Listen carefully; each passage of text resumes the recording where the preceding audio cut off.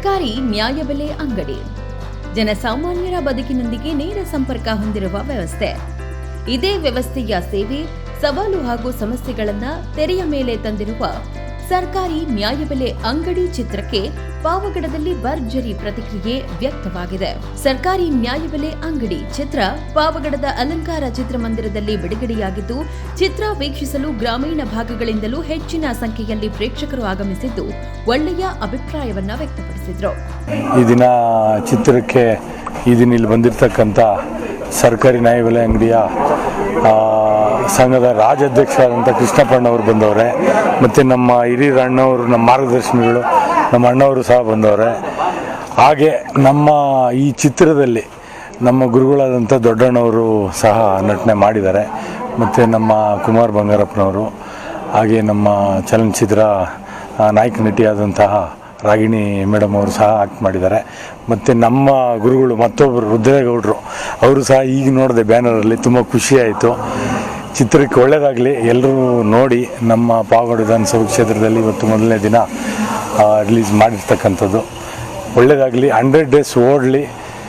100ನೇ ದಿನದ ಕಾರ್ಯಕ್ರಮಕ್ಕೂ ಸಹ ನಾವು ಹೋಗ್ಬೇಕಂತೇಳಿ ಈ ಸಂದರ್ಭದಲ್ಲಿ ತಿಳಿಸ್ತೀನಿ. ನ್ಯಾಷನಲ್ ಅವಾರ್ಡು ಸಹ ಸಿಗಲಿ ಅಂತೇಳಿ ಈ ಸಂದರ್ಭದಲ್ಲಿ ಬಯಸ್ತೀನಿ. ಭಗವಂತ ಶನೇಶ್ವರ ಮತ್ತು ನಮ್ಮ ನಾಗಲ್ಮಡಿಕೆ ಸುಬ್ರಹ್ಮಣ್ಯ ಸ್ವಾಮಿ ಈ ಚಿತ್ರ ತಂಡದವ್ರಿಗೆ ಎಲ್ರಿಗೂ ಒಳ್ಳೇದು ಮಾಡಲಿ ಅಂತೇಳಿ ಈ ಸಂದರ್ಭದಲ್ಲಿ ತಿಳಿಸ್ತೀನಿ. ನಮಸ್ಕಾರ.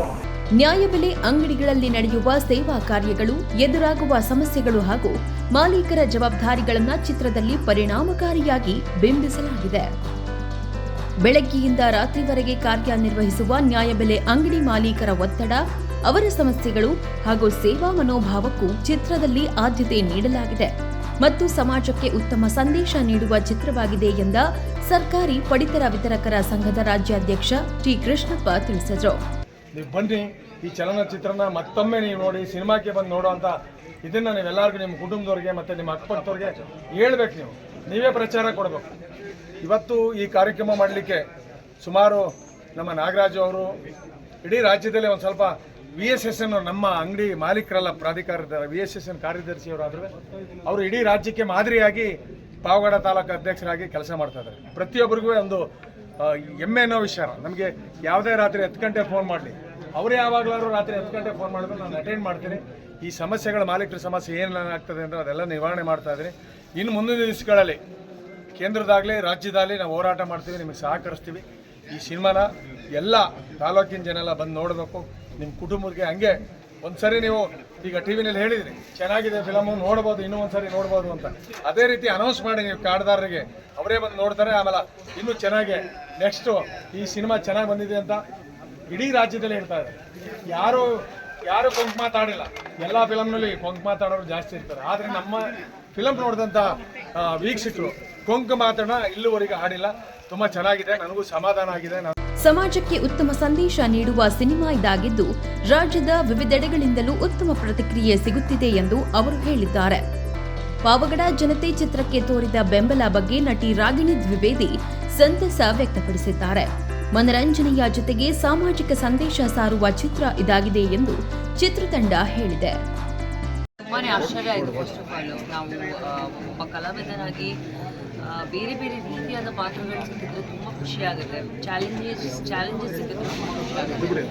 ಆ್ಯಂಡ್ ಒಂದು ಆ್ಯಕ್ಟರ್ ಆಗಿ ಒಂದು ಈ ಥರ ಒಂದು ಸೋಷಲ್ ಮೆಸೇಜ್ ಕನ್ವೆ ಮಾಡುವಂಥ ಪಾತ್ರ ಸಿಕ್ಕಾಗ ಒಂದು ಚಾಲೆಂಜ್ ಥರನೂ ಒಪ್ಕೋಬೇಕು. ಅದಾದಮೇಲೆ ಇನ್ನೊಂದು ಖುಷಿಯಾಗುತ್ತೆ, ಒಂದು ಜನಕ್ಕೆ ತಲುಪಿಸುವಂಥ ಒಂದು ಕೆಲಸ ನಾವೇನು ಮಾಡಬೇಕು, ಅದೇನು ಪ್ರಯತ್ನ ಪಡ್ತಾ ಇದ್ದೀವಿ ಒಂದು ಕತೆ ಮೂಲಕ. ಯಾಕಂದರೆ today media strongest force and media ಮೂಲಕ, ಸೋಷಿಯಲ್ ಮೀಡಿಯಾ ಮೂಲಕ, ಫಿಲ್ಮ್ಸ್ ಮೂಲಕ, ಡಾಕ್ಯುಮೆಂಟ್ರೀಸ್ ಮೂಲಕ ನೀವು ತುಂಬ ತೋರಿಸ್ಬೋದು. ಅಂದರೆ ಮೆಸೇಜ್ ಈಸಿಯಾಗಿ ಕನ್ವೆ ಆಗುತ್ತೆ, ತುಂಬ ಸ್ಪ್ರೆಡ್ ಆಗುತ್ತೆ. ಸೊ ಆ ಥರ ಒಂದು ಸ್ಮಾಲ್ ಎಫರ್ಟ್ ಹಾಕಿದ್ವಿ. ಈ ಮಟ್ಟಕ್ಕೆ ಯಶಸ್ವಿ ಮಟ್ಟಕ್ಕೆ ಪ್ರೀತಿ ನಮಗೆ ಪ್ರೋತ್ಸಾಹ ಸಿಗುತ್ತೆ ಅಂತ ನಾವು ಅನ್ಕೊಂಡಿದ್ದು ಆಗಿದೆ. ತುಂಬಾ ಖುಷಿ ವಿಷಯ. ಮನರಂಜನೆಯ ಜೊತೆಗೆ ಸಾಮಾಜಿಕ ಸಂದೇಶ ಸಾರುವ ಚಿತ್ರ ಇದಾಗಿದೆ ಎಂದು ಚಿತ್ರತಂಡ ಹೇಳಿದ್ದು, ಗ್ರಾಮೀಣ ಪರಿಸರದ ಹಿನ್ನೆಲೆಯಲ್ಲಿ ಸಾಗುವ ಈ ಸಿನಿಮಾ ನ್ಯಾಯಬೆಲೆ ಅಂಗಡಿ ಮಾಲೀಕರ ಸಮಸ್ಯೆಗಳಿಗೂ ಧ್ವನಿಯಾಗಿದೆ. ಚಿತ್ರದ ಕಾರ್ಯಕ್ರಮದಲ್ಲಿ ನಿರ್ಮಾಪಕರಾದ ಬಾಮಾ ಹರೀಶ್, ಚೆಲುವು ಮೂರ್ತಿ ಸೇರಿದಂತೆ ಹಲವರು ಭಾಗಿಯಾಗಿದ್ದರು.